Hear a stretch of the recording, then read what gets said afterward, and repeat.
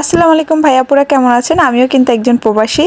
তো আজকে আমি অনেক খুশি, কারণ আমার জন্য দেশের থেকে একটা মজার জিনিস এসেছে, যেটা আপনাদের সাথে শেয়ার করব। না শেয়ার করলে তো আমার ভালোই লাগবে না। তো যাই হোক, আজকে কিন্তু ভিডিওটা শুরু করে দিলাম। তো আজকের ভিডিওটাতে আজকে স্পেশাল বাংলাদেশ থেকে আমার জন্য প্রবাসে কি পাঠিয়েছে বা কে নিয়ে এসেছে সেটা আপনাদের সাথে শেয়ার করব। চলুন আগে রান্নাবাড়াটা সেরে নেই। এই তো দেখতেই পাচ্ছেন, এখানে কাতল মাছ আমি ধুয়ে সুন্দর করে নিয়েছি। এখন এখানে আমি হলুদ মরিচ মেখে আর কি ভাজা শুরু করব। আর এখানে এটা রান্না করব হলো বেবি মারু দিয়ে। বেবি মারু আপনারা হয়তো বা চিনেন অনেকে, দুন্দুলের মতো। এটাকে আরবিতে কুসা বলে।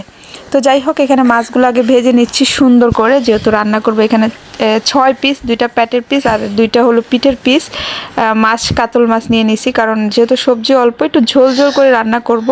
আর এই সবজিটা খেতে অনেক বেশি মজা। এটা কিন্তু মিষ্টি লাগে না, খুবই ভালো লাগে, সফট। এবং তো যাই হোক, এই তো মাছগুলো ভেজে নিচ্ছি, আরেক চুলায় ভাত বসিয়ে দিছি। আর এখানে কিন্তু সবজিগুলো ঢেলে নিলাম ঝুড়ি থেকে ধুয়ে রাখা, মানে মাছের মশলার পাতিলে। এই তো এখানে পেঁয়াজটা দিয়ে সুন্দর করে ভাজতেছি, কারণ দেখা যায় কি, বাচ্চা তো আমার বাবুরা ছোট, তার জন্য প্রবাসী কেউ ধরারও নাই। তার জন্য আমি চেষ্টা করি যে একসাথে সব তাড়াতাড়ি করে রান্নাটা করে ফেলতে, যখন ওরা খেলাধুলা করে।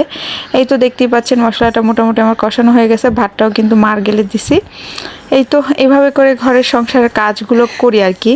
তো এখন তরকারিটা দিয়ে একটু কষিয়ে নিব, আর এখানে একটু হালকা পানি দিব কষানোর সময়, কারণ দেখা যাচ্ছে যে মশলাটাতে কোনো পরিমাণই পানি নেই, এবং সবজিগুলো কিন্তু একদম ড্রাই।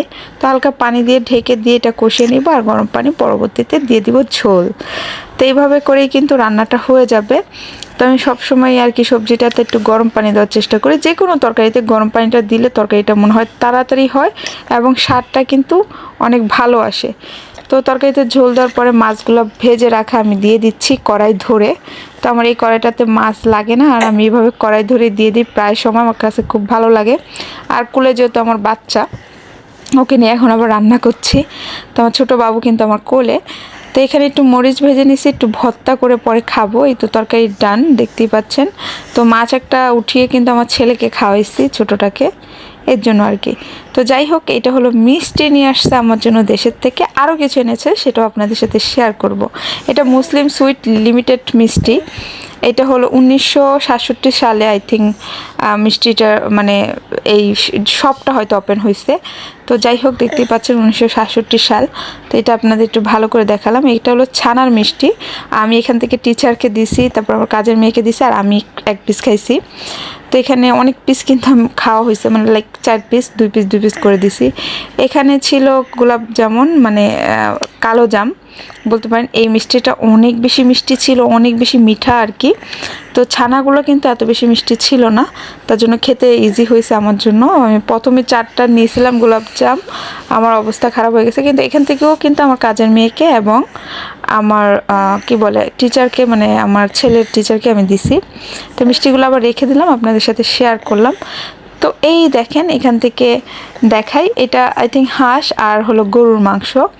তো এগুলো পাঠাইছে কে বা কে নিয়ে আসছে সেটা আপনাদের সাথে বলি। এই যে গরুর মাংস দেখতে পাচ্ছেন, এখানে প্রায় 2 কেজির মতো হবে। আমার থেকে মনে হয় দেশের গরুর মাংস আনছে। আর এটা হলো একটা হাঁস। তো যেহেতু শীতকাল, হাঁসটা অবশ্যই আনবে, কারণ হাঁসটা সবাই পছন্দ করি। এটাও কিন্তু আমার একটা হাঁস, এখানে মাঝরাত থেকে আর কি নেওয়া হয়েছে প্রবাসে। তো এই হাঁসটা এনেছে আমার হাজব্যান্ডের একজন কাছের মানুষ। তো যাই হোক, তার নামটা আর বলবো না, ধরেন এক ভাবিরাই দিয়েছে। তো যাই হোক, আজকের মতো বিদায় নিই। আল্লাহ হাফিজ, বাই বাই।